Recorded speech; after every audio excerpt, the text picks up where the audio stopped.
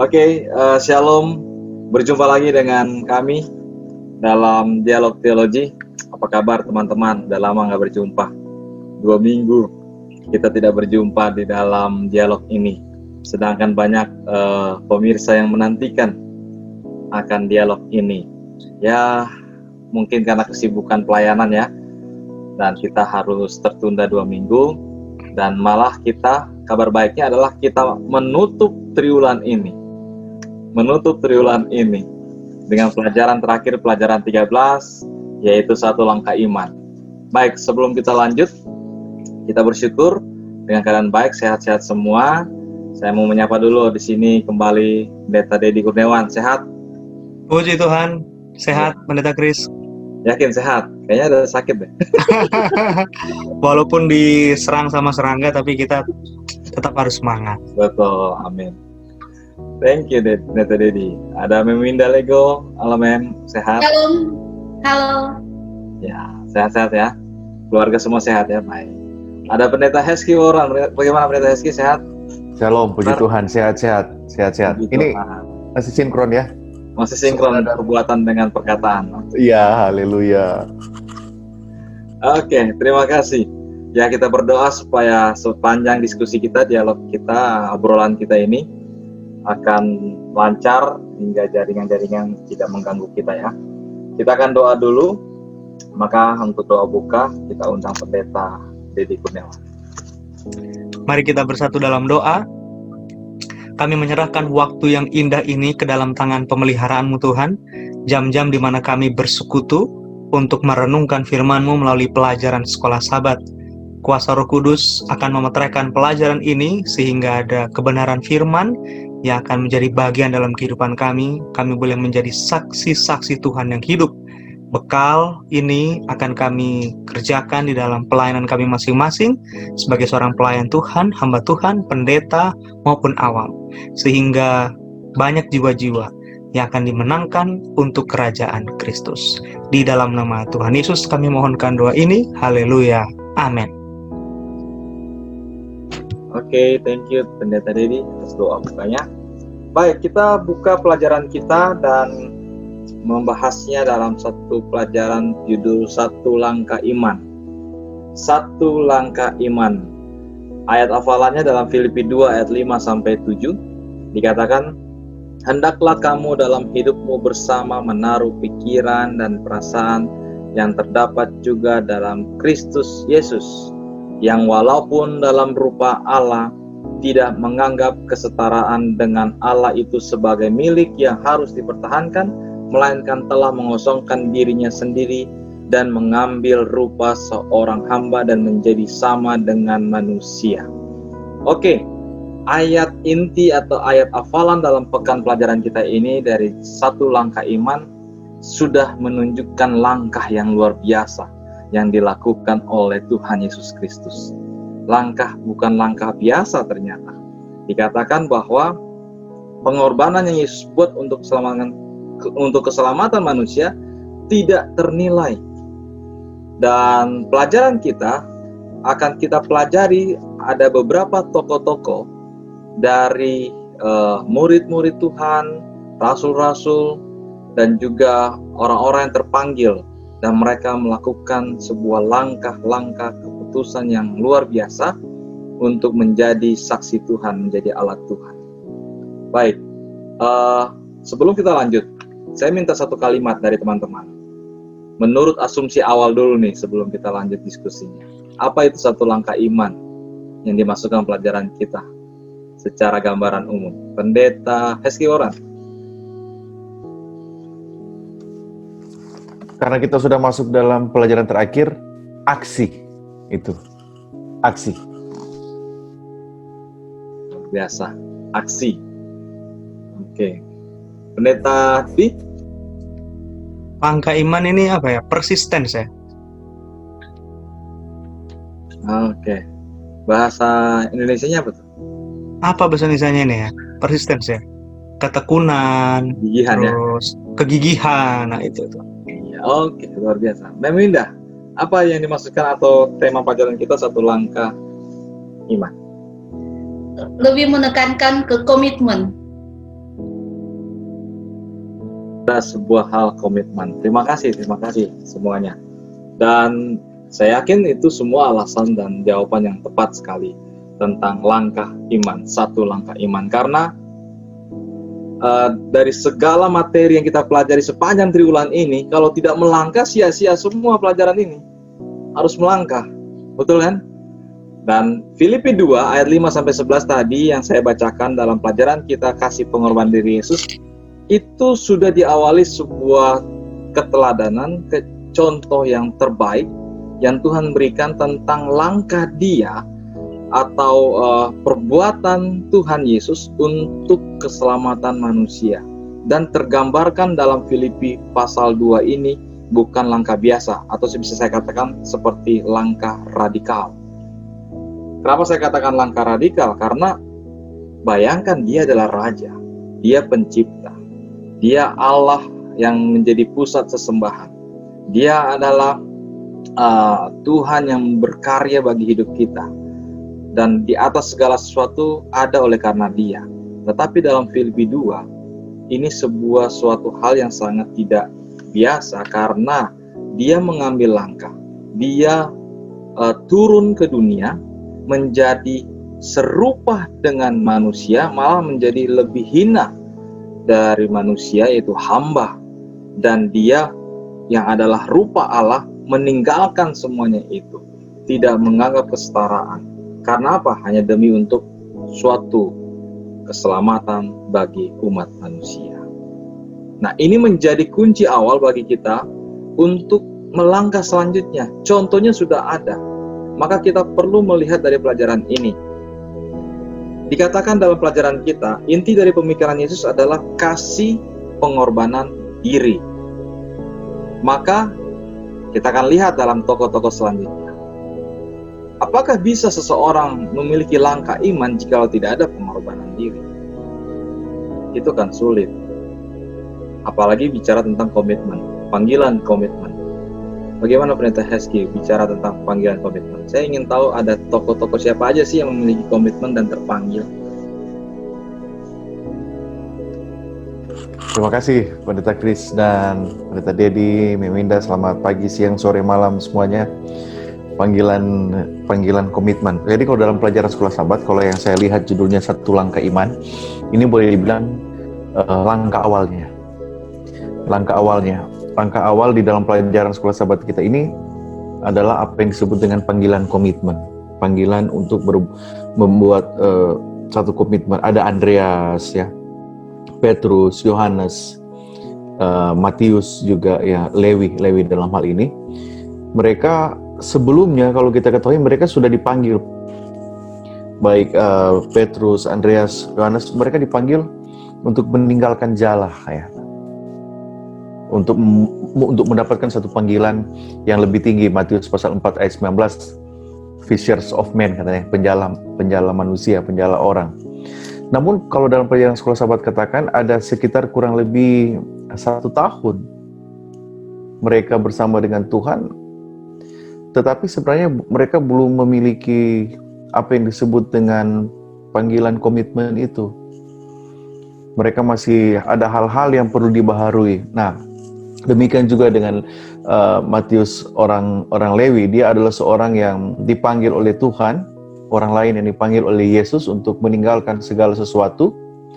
Yesus mengetahui kerinduan hati dari Matius ini dan mendorong dia untuk mengganti semua hal yang memberikan kenyamanan kepada dia, kepada suatu hal yang kalau di dalam istilah yang lain, a life full, katanya, a life full of purpose, satu kehidupan yang penuh dengan tujuan. Jadi kalau di dalam pelajaran sekolah Sabat, langkah awal, langkah iman, satu langkah iman, langkah awal pertama bagi kita berdasarkan cerita panggilan komitmen Andreas, Petrus, Yohanes, Yakobus, dan Matius. Saya pandangannya seperti ini. Kita harus menyadari kalau panggilan Tuhan itu adalah panggilan bagi kita untuk satu tujuan yang lebih sempurna. Satu tujuan yang lebih dapat memuaskan kita. Ya, Matius pasal 9 ayat 9 juga mengatakan hal itu. Jadi panggilan Tuhan itu adalah panggilan untuk kepenuhan jiwa kita, untuk memberikan kepuasan. Nah, sama seperti murid-murid Kristus, kita juga kalau untuk sesuatu hal yang berharga, pasti kita mau satu hal yang lebih grande gitu ya, satu hal yang lebih noble, satu hal yang lebih worth. Pasti kita akan buat sesuatu, pasti kita akan berbuat apa saja untuk mendapatkan yang grande itu, yang luar biasa itu, yang noble itu. Sama seperti Pendeta Dedi, walaupun dia paling terakhir menikah di antara kita ini, dia meninggalkan semuanya, dia mencari yang, karena dia dapat yang worth, dia yang dapat yang grande, yang noble. Jadi dia tinggalkan yang lain karena dia mau mencari itu a life full of with purpose, ya, satisfaction. Lihat dia senyum-senyum. Itu Pendeta Chris. Nanti sebentar pasti ya teman-teman atau orang muda yang menyaksikan ini, biasa Pendeta Dedi begitu. Saya agak gimana kalau saya diberikan kesempatan lebih dulu bicara, pasti dia akan menimpa saya sebentar. Jadi saya serang aja dulu dia duluan. Jadi lihat, saya contohkan dia. Dia karena dia mau mencari sesuatu yang besar itu, yang grande, yang noble, yang lebih oke, tujuan yang lebih mantap. Jadi dia ubah segala sesuatu. Dia ubah segala sesuatu, dan sama juga dengan kita. Pendeta Dedi itu hanya ilustrasi aja, dia tahu. Tapi saya sudah siap untuk apa yang dia mau bilang sebentar. Jadi langkah iman awal pertama, kita harus sadari bahwa panggilan Tuhan itu adalah panggilan untuk kepenuhan tujuan hidup kita. Jadi, satu langkah iman. Kenapa kita harus mengambil langkah iman? Karena kita akan pergi kepada unsatisfactory, katanya ya. Kalau pelajaran sekolah sahabat bilang, sesuatu yang tidak akan cukup didapati di dunia ini, itu yang ditawarkan Tuhan. Perlu ada langkah iman. Sama seperti murid-murid yang lain. Terima kasih. Wow, thank you. Jadi tokoh yang disebut tidak hanya Petrus, Yohanes, tapi Pendeta Dedi pun disebut. Ya. Terima kasih. Baik, berarti ini pelajaran luar biasa karena tidak hanya di zaman Yesus, tapi panggilan komitmen itu pun terjadi di zaman sekarang ini, perlu terjadi. Tidak hanya menjadi sebuah cerita historis, tapi memang itu menjadi sebuah hal yang harus dihidupkan. Dan bagaimana di dalam Perjanjian Baru ada tokoh yang terkenal, Pendeta Dedi, Paulus. Ini tokoh yang luar biasa. Apakah sama juga dengan Pendeta Heskip, tokoh Paulus ini? Ya, Pendeta Chris, tokoh Paulus ini sama seperti kita semua. Tidak terkecuali. Kenapa? Baik kita maupun Paulus sama-sama merespons panggilan Tuhan, ya kan? Dan baik Paulus, kita semua tidak terkecuali adalah bejana pilihan dari Tuhan. Jadi pelajaran tentang Paulus yang dipakai oleh Tuhan ini menarik ya. Menariknya adalah Yesus selalu punya cara yang nyeleneh. Saya katakan nyeleneh karena tidak ada dalam pemikiran mereka untuk memikirkan cara demikian yang dipakai oleh Yesus untuk memilih orang-orang mana yang sanggup menjawab panggilan itu. Lihat bagaimana Petrus, ya kan, seorang nelayan ceroboh yang tidak sinkron tadi antara perkataan dan pikirannya. Mungkin dia tipe-tipe yang ngomongnya lebih cepat daripada pikirannya, tapi dia bisa dipakai oleh Yesus. Yesus pun memakai seorang wanita pelacur untuk memberikan pengertian yang penting soal misinya di atas dunia ini kepada murid-muridnya, bahkan orang Farisi dan banyak orang. Yesus juga menggunakan orang yang kerasukan setan. Dan kali ini Yesus menggunakan seorang penganiaya yang sangat terkenal waktu itu. Dan hebatnya adalah semua orang ini sukses sebagai seorang saksi-saksi Tuhan. Dan kerinduan saya adalah ketika saya mempelajari pelajar sekolah sahabat ini, apa yang telah mereka dapatkan dalam kehidupan mereka. Seperti tadi Pendeta katakan, kepuasan ketika bersaksi menerima Yesus, itu juga yang saya dapatkan. Tapi tentunya kepuasan itu bukan membuat saya menjadi jumawa dan sombong rohani, tapi kepuasan itu justru membuat saya semakin mencintai Yesus yang saya cari-cari itu. Dan dalam konteks ini ya, tadi Pendeta Chris katakan Paulus, kalau kita baca di Kisah Para Rasul pasal 9 ayat yang pertama, kalimat pertama ini menarik ya. Dikatakan bahwa Sementara itu berkobar-kobar hati Saulus. Ada satu ciri khusus dari Paulus yang tidak dimiliki oleh banyak penginjil. Paulus itu orang yang menggebu-gebu, berkobar-kobar, semangatnya luar biasa. Jadi ini dimanfaatkan sama Yesus. Kalau saya bisa gunakan orang kayak begini, kenapa tidak? Jadi banyak mungkin orang berkobar-kobar tapi untuk maksud yang salah. Nah, tunggu saja waktunya Tuhan. Ketika Tuhan kasih panggilan, Tuhan bisa mengubah kehidupan orang-orang sama seperti ini, sama seperti kehidupan Paulus. Nah, yang hebat kemudian dari Paulus adalah Paulus mengizinkan Tuhan untuk memakai hidupnya dan dibentuk oleh caranya Tuhan. Paulus ini pinter loh. Bukan orang bodoh seperti saya gitu. Karena kebanyakan orang yang bodoh seperti saya terlalu sok pinter, sehingga waktu mau dipakai sama Tuhan, saya mau Tuhan memakai dengan cara saya. Tapi Paulus beda. Dalam konteks bejana pilihan Allah, Paulus orang yang sangat pintar, jadi menganggap dirinya bodoh dan tidak tahu apa-apa. Karena semua hal yang dia tahu dianggap sebagai sampah katanya, ditinggalkan di belakang, dan dia rindu dibentuk oleh Kristus. Dan kita tahu, kisah para rasul ditutup dengan kisah hidupnya Paulus. Kisah para rasul pasal 28. Dan hebatnya adalah Paulus menutup kisah hidupnya dengan memberikan sebuah statement yang indah. Quarantine Gospel. Injil yang dikarantina. Seperti kondisi kita sekarang ini yang lagi dikarantina. Quarantine Gospel. Kita bisa buka di kisah para rasul pasal 28, 2 ayat terakhir. Ini adalah ayat di mana Paulus baru saja tiba di Roma. Setiba dari Pulau Malta, waktu ingat kapal karam itu, dia karam, kemudian dia mampir di Malta, kemudian setelah perjalanan 7 hari, dia sampai di Roma. Waktu di Roma dia harusnya disidang, tapi gagal disidang, gak jadi. Keterlambatan ini, penundaan ini, dibuat oleh Tuhan sebagai kebijaksanaannya untuk Paulus mengabarkan Injil dengan luar biasa. Paulus sewa satu rumah tahanan. Di rumah tahanan ini dia tulis surat kepada Filemon, karena waktu itu Onesimus ada dengan dia. Di rumah tahanan ini, rumah sewaan ini, dia kirim surat kepada Timotius. Dan hebatnya, kalau membaca tulisan Ellen White di dalam buku Kisah Para Rasul, mengomentari apa yang Paulus sementara lakukan di rumah sewaannya ini, di rumah sewaannya ini, ayatnya yang ke-30 dan 31 saya baca dari Kisah Para Rasul pasal 28, Paulus tinggal 2 tahun penuh di rumah yang disewanya sendiri. Dengan terus terang dan tanpa rintangan apa-apa, ia memberitakan kerajaan Allah dan mengajar tentang Tuhan Yesus Kristus. Apa sih yang bisa dilakukan orang di rumah sewaan sebagai seorang tahanan? Nggak ada kan? Tapi kalau baca tulisan Paulus menggunakan waktunya 2 tahun di rumah sewaan, di rumah, sama seperti kita yang cuma di rumah, di karantina ini, lagi karantina. Pekerjaannya waktu di rumah ini melebihi kesuksesannya ketika dia mengabarkan Injil sebagai seorang misionaris. Banyak orang berpikir, ketika saya di rumah saya tidak bisa melakukan apa-apa. Saya nggak bisa bersaksi, saya nggak bisa bikin ini, nggak bisa bikin itu. Banyak yang mengatakan demikian.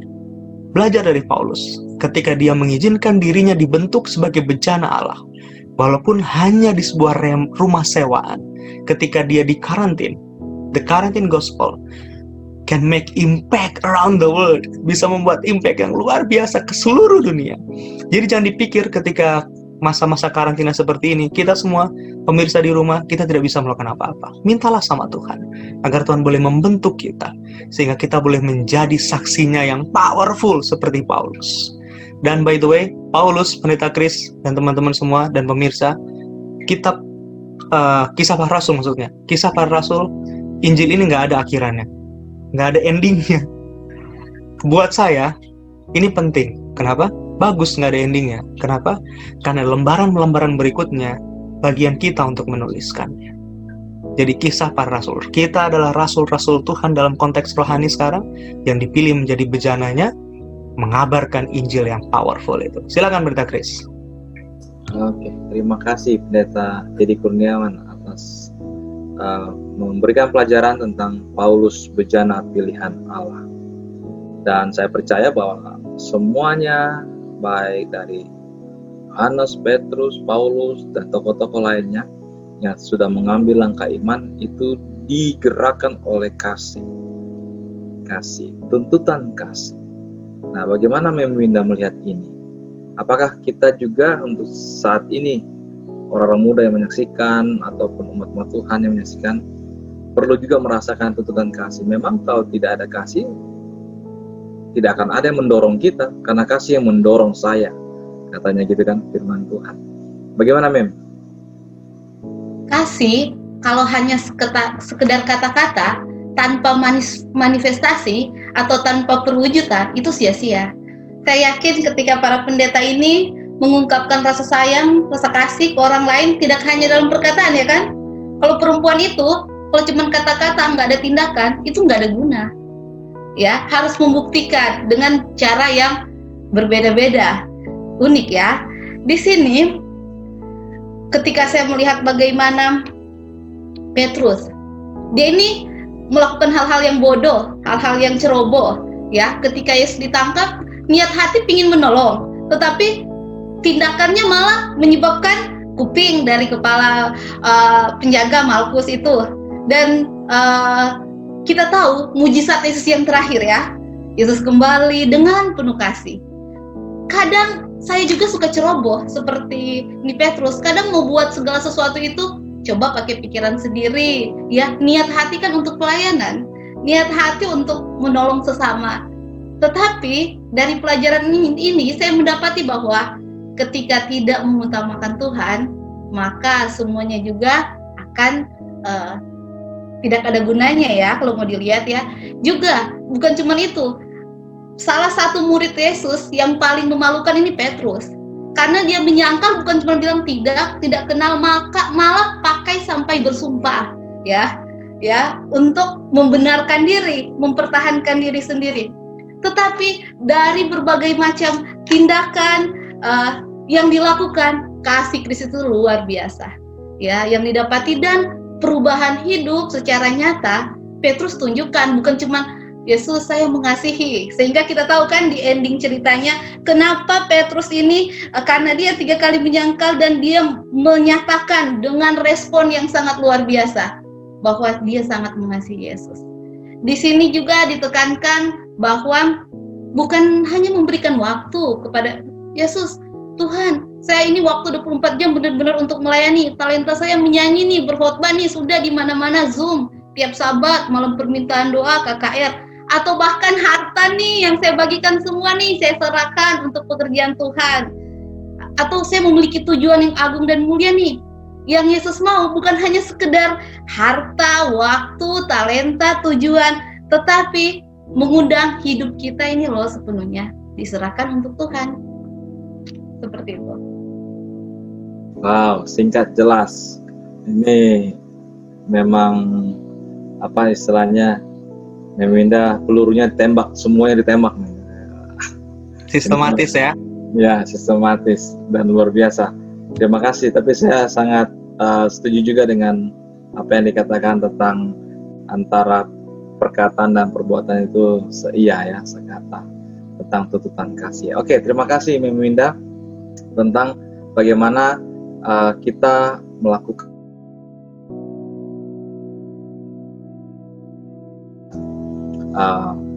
menunjukkan tindakan yang nyata ya di dalam menunjukkan iman kita kepada orang-orang menjadi saksi. Lalu selain tuntutan kasih, ada komitmen kasih. Nah, kalau bicara kasih, memang Pendeta Heski ini jagonya kasih-kasih, suka kasih-kasih soalnya. Bagaimana komitmen kasih Pendeta Heski dalam hal langkah iman ini? Ternyata ada komitmen kasih. Kasih masalah. Orang melangkah tanpa komitmen kasih. Kasih masalah gitu ya. Jadi ini sebenarnya Meminda bisa lanjutin apa yang pertanyaan ini ya, Pendeta Chris ya, Pendeta Dedi, karena itu masih satu rangkaian dengan Petrus. Karena biasa ya mungkin sudah diatur seperti itu atau memang pengaturannya begitu. Jadi Meminda sampai di Petrus ketika menyangkal. Kan kadang-kadang wanita seperti itu, hanya sampai di kesalahan. Nah, dia mengasihi Pendeta Heski, jadi membiarkan Pendeta Heski melanjutkan. Meneruskan, ya, terima kasih. Jadi seperti itu. Petrus kan begitu. Petrus dia ingkar, dia malahan ya bersumpah, tadi sudah dikatakan oleh Meminda. Saya mau katakan dalam pelajaran sekolah Sabat ini tidak peduli atau ya kita mungkin bukan tidak peduli. Kita mungkin sering kali ya, lebih dari sekali menyangkal Tuhan di dalam tindakan kita.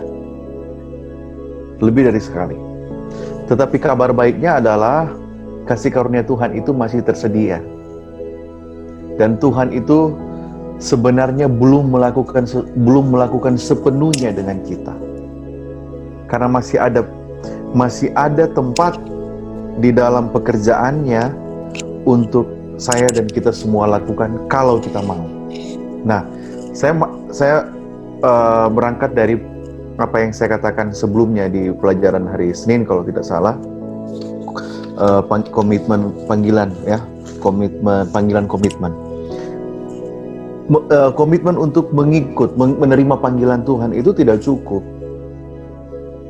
Jadi kita tidak cukup, sama dengan Meminda tadi katakan, mengatakan kasih tanpa menunjukkan kasih itu tidak cukup.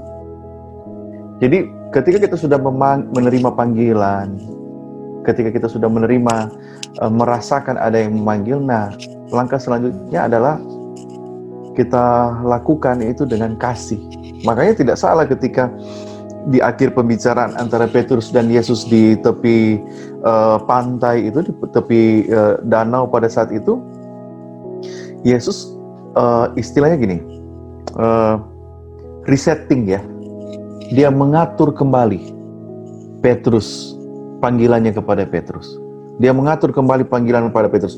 Di dalam Yohanes pasal 21 ayat 18 dan 19, inilah yang saya sebut di pelajaran sebelumnya, di pembahasan sebelumnya saya katakan panggilan komitmen itu, bahwa kita ketika menerima panggilan Tuhan itu panggilan untuk kepenuhan. Kita akan mendapatkan kepuasan di sana, karena panggilan Tuhan itu akan memberikan kita kepuasan. Nah, inilah kepuasan yang disempurnakan oleh Yesus, yang resetting lagi oleh Yesus bagi Petrus. Saya mau baca di dalam Yohanes pasal 21 ayat 18 dan 19. Aku berkata kepadamu, sesungguhnya ketika engkau masih muda, engkau mengikat pinggangmu sendiri, dan engkau berjalan kemana saja kau kendaki. Tetapi jika engkau sudah menjadi tua, engkau akan mengulurkan tanganmu, dan orang lain akan mengikat engkau, dan membawa engkau ke tempat yang tidak kau kendaki. Ayat 19. Dan hal ini dikatakannya untuk menyatakan bagaimana Petrus akan mati dan memuliakan Allah. Sesudah mengatakan demikian, ia berkata kepada Petrus, ikutlah aku. Nah ini, jadi kita mungkin banyak kesalahan, sama dengan Petrus, bukan banyak kesalahan, krusial sekali kesalahan Petrus. Tetapi ketika Tuhan memberikan kepada dia kesempatan, dan dia mau lihat kepuasan itu, siapa yang tidak mau, dalam tanda kutip, mati di dalam Tuhan? Kematian Petrus sudah dinubuatkan oleh Yesus sendiri, bahwa engkau akan memuliakan Allah. Engkau akan mati, kata Yohanes, dan hal ini dikatakan untuk menyatakan bahwa bagaimana Petrus akan mati dan memuliakan Allah. Jadi Pendeta Chris, saya, Pendeta Dedi, Meminda, kita semua dan saudara-saudara, teman-teman dan umat Tuhan yang menyaksikan tayangan ini, kita bukan 1-2 kali jatuh. Tetapi pertanyaan Yesus kepada Petrus, do you love me? Nah, itu sebenarnya adalah pertanyaan rekomitmen. Pertanyaan untuk mengatur lagi kecepatan kita untuk bertemu dengan Tuhan, mengikuti panggilannya. Yesus itu bukan tidak mengetahui ya hati Petrus. Dia mengetahui Petrus. Dia mengenal dan dia masih mengasihi. Yesus yang saya mau katakan begini, Yesus mengetahui bahwa Petrus itu masih mencintai Yesus. Ya. Di samping dia telah menyangkal Yesus sebelumnya. Tapi kenapa Yesus bertanya secara publik? Karena komitmen mengasihi itu harus dinyatakan secara publik. Zaman sekarang, COVID-19, bukan sedikit layanan Bible study online, ya. Malahan ada orang, saya lihat statusnya itu setiap hari Bible study dari mana. Itu baik, itu penting. Tetapi di zaman sekarang ini, do you love me? Kata Yesus, buktikan. Jadi bukan hanya sekedar kita Malah seharian, ngapain aja? Seharian ikut Zoom, ya seharian ikut online Bible study. Pagi subuh sudah ada, istirahat sedikit sarapan, sebentar lagi karena ikut dari luar negeri kan beda jamnya kan. Terus kapan kita menunjukkan bahwa kita mengasihi Tuhan? Sampai gemuk kita secara rohani, jadi malas bergerak kan? Orang kalau gemuk secara rohani juga tidak proporsional. Yesus bertanya kepada kita, "Do you love me?" Itu adalah pertanyaan komitmen. Kepanjangan ya, nanti balik-balik lagi. Enggak, Pendeta, enggak kepanjangan. Mantap. Luar biasa diberkati kita pada saat ini, dan saya yakin pemirsa juga. Dan saya minta nih kalimat dari teman-teman, karena kita sudah di penghujung akan triwulan ini, dengan ditutup tema pekan ini adalah satu langkah iman. Maka saya berharap kesimpulan kita suatu kesimpulan hal praktis. Apa yang kita mau sampaikan kepada pemirsa, orang-orang muda, umat-umat Tuhan, untuk mereka atau kita semua bisa melangkah dengan iman sesuai dengan tokoh-tokoh pelajaran firman Tuhan, kisah-kisah dalam Alkitab yang luar biasa. Kita tidak ingin kisah itu hanya sebagai kisah, tapi kita ingin kisah itu menjadi bagian kita dan kita hidup dalam langkah iman. Oke, Pendeta Dedi Kurniawan, bagaimana Pendeta? Wah, Pendeta Chris, ini sebuah pengalaman seumur hidup. Pengalaman bersaksi itu seperti belajar, di mana setiap hari kita akan mengalaminya. Kita harus minta sama Tuhan supaya kita bisa mengalami pengalaman bersaksi bagi Kristus setiap hari.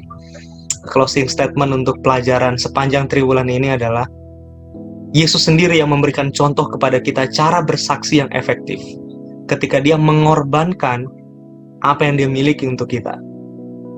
Jadi dalam hal ini, bersaksi membutuhkan pengorbanan. Maka kita perlu pikirkan, apa yang telah kita korbankan bagi Kristus? Pikirkan pertanyaan ini. Lalu kemudian pikirkan kembali pertanyaan berikutnya. Apakah itu sepadan dengan apa yang Kristus telah korbankan bagi kita? Ini pertanyaan perlu direnungkan.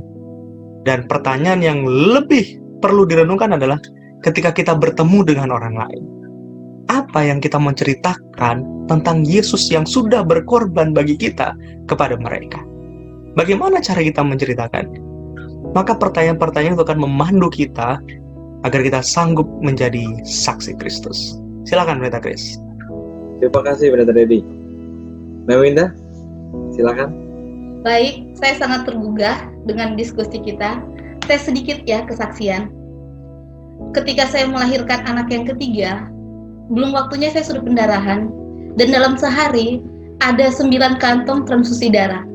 Saya dioperasi sehari 2 kali, karena setelah melahirkan itu darah mengalir mencucur banyak sekali. Kalau perempuan, ibu melahirkan tahu.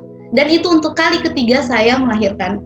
Saya berdoa kepada Tuhan, berkomitmen, karena sudah dari pagi jam 9 pagi sampai jam 9 malam, ada jedanya 4 jam pertama dan 4 jam kedua dioperasi. Saya berkomitmen ke Tuhan, Tuhan, kalau saya masih diberikan kesempatan, saya menggunakan hidup saya untuk melayani. Itu rekomitmen saya. Karena sebelumnya di mission field juga, saya sakit, malaria, nggak bisa buat apa-apa, saya buat komitmen. Dan saya ulangi lagi ketika hal seperti itu datang. Dan pergumulan itu berat sekali, saya membutuhkan waktu berbulan-bulan untuk sembuh. Dan Pak, walaupun anak yang ketiga itu meninggal, dan saya tahu Tuhan punya rencana indah di balik semuanya itu. Kalimat yang saya mau bagikan, selama ada kesempatan, gunakan hidup untuk Tuhan, untuk melayani. Karena kita nggak tahu batas waktu kita sampai kapan. Tuhan sudah mengingatkan, ini loh, perjalanan hidupmu sudah sering komitmen, Tuhan saya mau, tetapi kadang jatuh, seperti Petrus ini. Dan diperbaharui lagi, untuk saling menguatkan, untuk hidup kita ini, sampai kapan, untuk melayani Tuhan. Amin. Terima kasih, itu kesaksian dan closing statement yang luar biasa juga. Pendeta Heski? Ya, saya tadi di sementara saya bicara, Pendeta Dedi memberikan di chat room itu, saya juga merasakan itu di ujung triwulan ketiga tanpa kita sadari kita melakukan ini di tengah-tengah situasi pandemik yang mungkin mengkhawatirkan ya bagi banyak orang. Tapi apa yang ya sepertinya kok ada feeling yang lain ya di diskusi terakhir kita ini untuk triwulan ini ya. Ya saya rasa seperti itu. Saya rasa seperti itu karena Roh Kudus saya percaya ada bersama dengan kita. Jadi teman-teman pendeta, Meminda juga dan umat Tuhan, saya hanya mau melanjutkan apa yang dikatakan pendeta Dedi. Sama seperti Petrus, kita juga ada harga yang harus kita bayar. Ada pengorbanan dalam hal ini untuk berkomitmen kepada Tuhan. Petrus, dia membayar. Dia rela kehilangan nyawanya ya. Yohanes 21, 18-19. Tetapi untuk apa? Karena dia sudah mendapatkan kepuasan yang tadi itu yang saya katakan. Di dalam pelajaran sekolah sahabat, sukacita berbagi dalam misinya itu sudah dinyatakan di dalam kehidupan Petrus. Yesus membaharui Petrus dan mengizinkan Petrus merasakan dan melihat sukacita terbesar di dalam hidup Petrus. Apa itu? Melihat jiwa-jiwa dimenangkan untuk kerajaan Allah. Dan Petrus mendapatkan pengalaman itu. Dia boleh melihat buah sulungnya. Buah sulung dari khotbahnya dia di hari Pentakosta itu. Kisah Para Rasul pasal 2 ya, 14-41. Itu adalah sukacita yang sepenuhnya ketika melihat jiwa-jiwa dimenangkan untuk kerajaan Tuhan. Akhirnya untuk pelajaran ini sama seperti Petrus, marilah kita mempraktekkan kasih yang Petrus sudah akui di depan umum kepada Yesus. Kita sudah mengakui Yesus sebagai kita mengasihi Dia. Inilah saatnya kita untuk mempraktekkan. Tuhan memberkati. Ya, terima kasih teman-teman. Ini alur yang luar biasa diskusi kita dalam pelajaran Sekolah Sahabat Triwulan ini.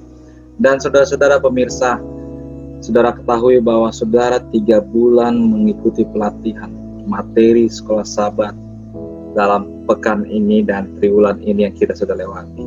Maka biarlah ini tidak hanya berlalu dalam hanya sebagai pengetahuan kita, tapi kita bisa menunjukkan langkah iman kita, doa dan penyerahan, maka Tuhan akan menolong kita.